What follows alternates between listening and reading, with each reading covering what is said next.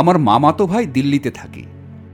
ও আমাকে প্রায়শই ওর বাড়িতে যাবার জন্য আমন্ত্রণ জানাতো। পড়াশোনা চলাকালীন আমরা একসাথেই দিল্লি ইউনিভার্সিটি থেকে অনার্স পাশ করি। কলেজে মামাতো ভাই আর আমার ডিপার্টমেন্ট আলাদা হলেও আমাদের দুজনকার বন্ধুত্ব খুব ভালো ছিল। ভাগ্যক্রমে এখন চাকরির সুবাদে আমরা দুজনে দিল্লিতে থাকি। তবে দিল্লিতে ওর বাড়ি থেকে আমার বাড়ির দূরত্ব অনেকটাই। মামাতো ভাই চাকরি পাবার পর বিয়ে করেছে, তবে আমি এখনো বিয়ে করিনি। আমি এখন পুরোপুরি সিঙ্গেল। তবে হয়তো খুব শিগগির 4 হাত এক হতে পারে। তা সে ভাইয়ের বারবার অনুরোধের জন্য আমি অফিস থেকে দিন 3 ছুটি নিয়ে নিলাম। তা ভাইকে ফোনে বললাম যে কাল আমি ওদের বাড়ি যাচ্ছি। ভাই তো কথাটা শুনে রীতিমতো বেশ আনন্দিত।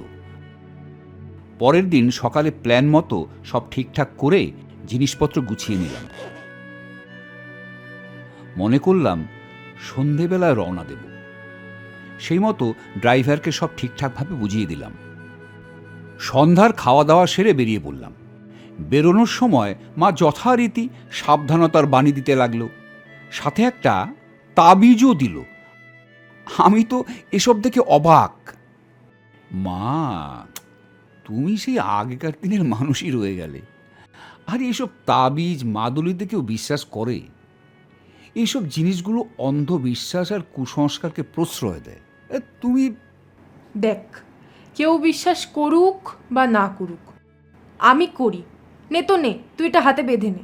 এত কথা আমি শুনতে চাই না। আর কি করা যায়?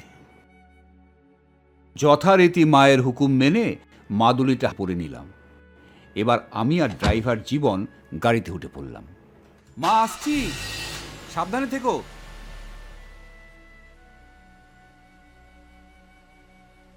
ঘড়িতে তখন রাত 8টা বাজে।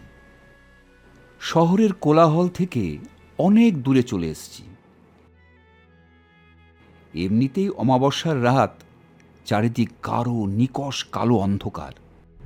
গাড়ির হেডলাইটে রাস্তার ধারে দাঁড়িয়ে থাকা গাছগুলোকে দেখতে পাওয়া যাচ্ছে। ড্রাইভারের পাশের সিটে আমি বসেছিলাম। মাঝে মাঝে ওর সাথে কথা হচ্ছে, আর গাড়ি 100 থেকে 120 কিলোমিটার বেগে ছুটে চলেছে।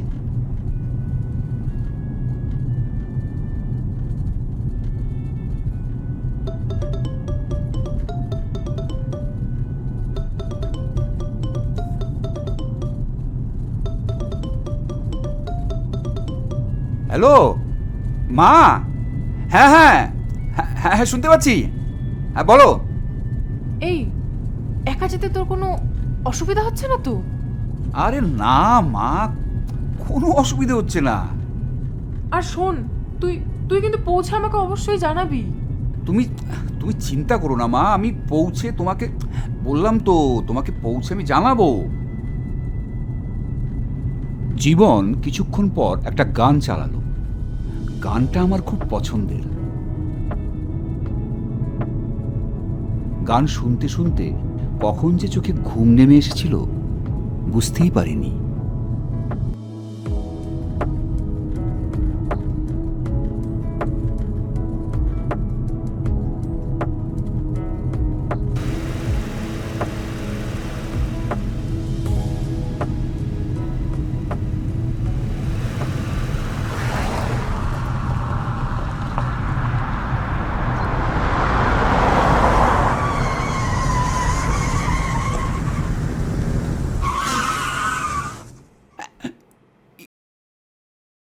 এটা কি হলো জীবন?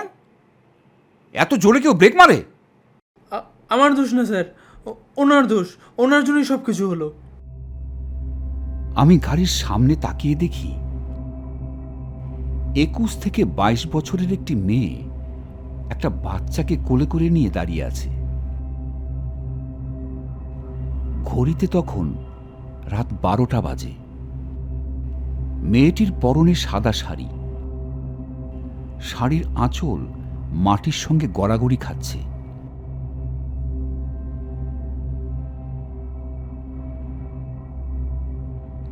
আমি চমকে উঠলাম। জীবনকে বললাম, হেই, বাইরে চল তো, দেখি কি ব্যাপার। হ্যাঁ স্যার, চলুন। কি ব্যাপার?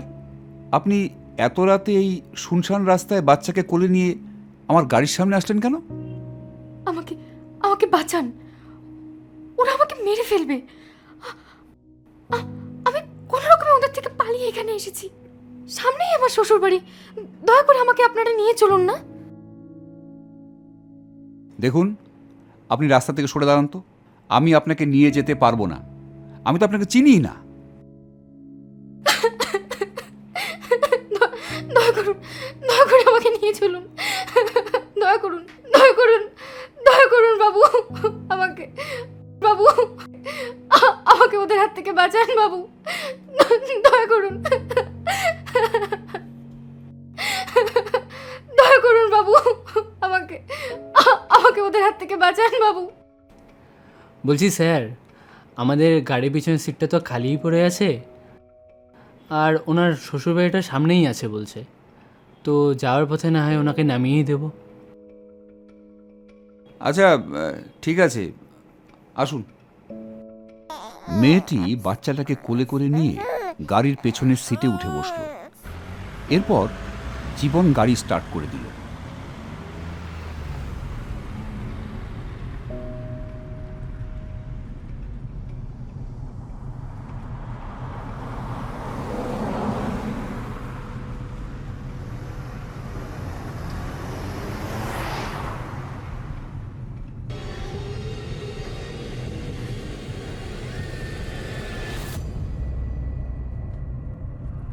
কিছুক্ষণ পরে গাড়ির ভেতরে আমার আর জীবনের কেমন যেন একটা অস্বস্তি বোধ হতে লাগলো। একটা চাপা কটু বিশ্রী আষ্টে গন্ধে গাড়ির ভেতরটা যেন মম করছে। এটা কিসের গন্ধ? আমিও বুঝতে পারছি না স্যার। আমরা আর থাকতে পারলাম না, সঙ্গে সঙ্গে গাড়ির জানালাগুলো খুলে দিলাম। জীবন গাড়িটাকে রাস্তার ধারে দাঁড় করাল।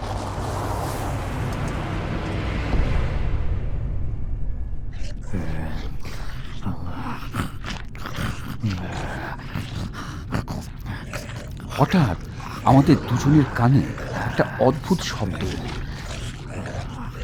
স্যার, আপনি কি কিছু আওয়াজ শুনতে পাচ্ছেন? পাচ্ছি তো, কিন্তু শব্দটা কিসের? আমরা ভালো করে শব্দটা শোনার চেষ্টা করলাম।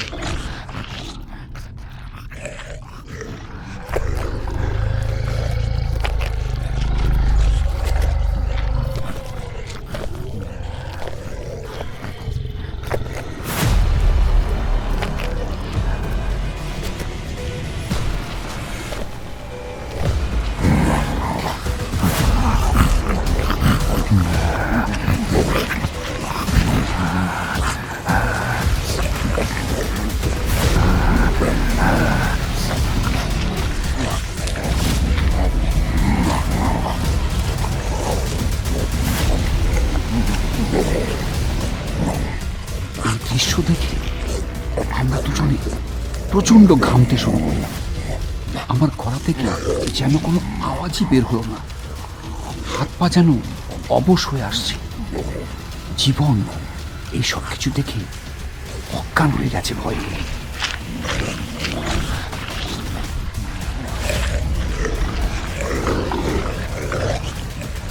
আমি কি করবো ভয় পাচ্ছিলাম না, আমার মাথা কাজ করছিল না।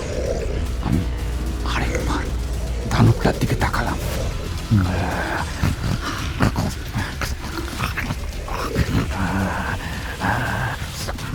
এবার দানবটার লাল চোখে চোখ পড়ে গেল।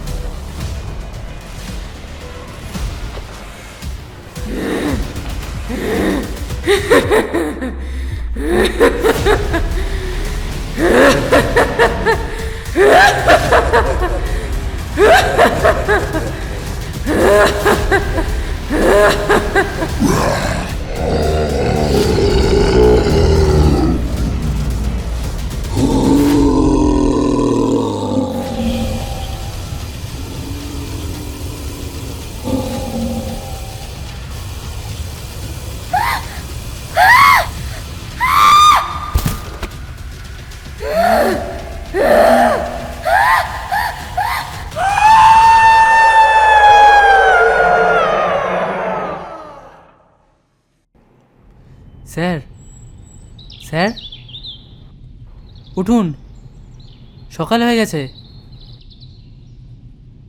হ্যাঁ, সকাল হয়ে গেছে সকাল। আমি বাইরে চারিদিকে তাকালাম। সকালের সূর্যের প্রথম কিরণ চারদিক আলোকিত করে তুলেছে। ঠিক তখন জীবন কালকের সেই দানবটার কথা জিজ্ঞেস করল। আমি বললাম, না, তুমি যখন অজ্ঞান হয়ে গিয়েছিলে ঠিক তারপরে আমিও অজ্ঞান হয়ে গিয়েছিলাম। তাই কালকের ঘটনার ওই পরেরটা আমার না মনে নেই।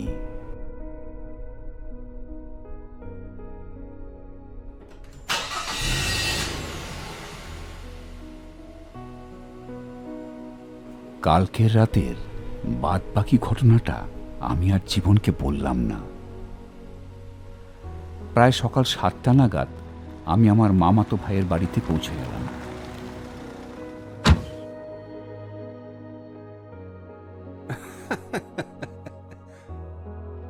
কিরে, তোর তো কাল রাতে এখানে আসার কথা ছিল, এত দেরি হলো যে? তখন আমি আর জীবন কালকে রাত্রের ঘটনাটা ওকে সব খুলে বললাম। আমার মামাতো ভাই ঘটনাটা শুনে একটু গম্ভীর গলায় বলল, তোরা যে হাইওয়ে দিয়ে কাল রাতে আসছিলিস, সেই হাইওয়েতে প্রায় বছর 3 আগে একটা 21 থেকে 22 বছরের মেয়েকে তার বাচ্চা সমেত কতগুলো লোক মিলে খুন করে লাশটাকে পাশের নদীতে ফেলে দিয়েছিল।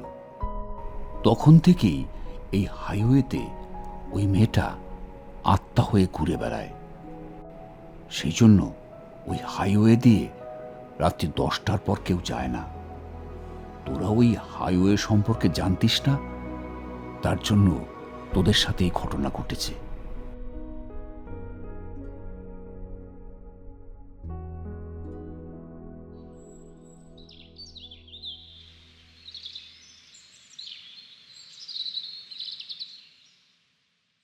আমাদের ভিডিওগুলো যদি আপনাদের ভালো লেগে থাকে অবশ্যই চ্যানেলটিকে সাবস্ক্রাইব করবেন, লাইক, কমেন্ট এবং শেয়ার করবেন। আর হ্যাঁ, পাশে থাকা বেল বাটনটিকে প্রেস করতেও ভুলবেন না। তাহলে আমরা আপনাদের জন্য নিয়ে আসা ভিডিওগুলোকে সঠিক সময়ে আপনাদের কাছে পৌঁছে দিতে পারব। দেখা হচ্ছে নতুন কোনো ভিডিওতে। ধন্যবাদ।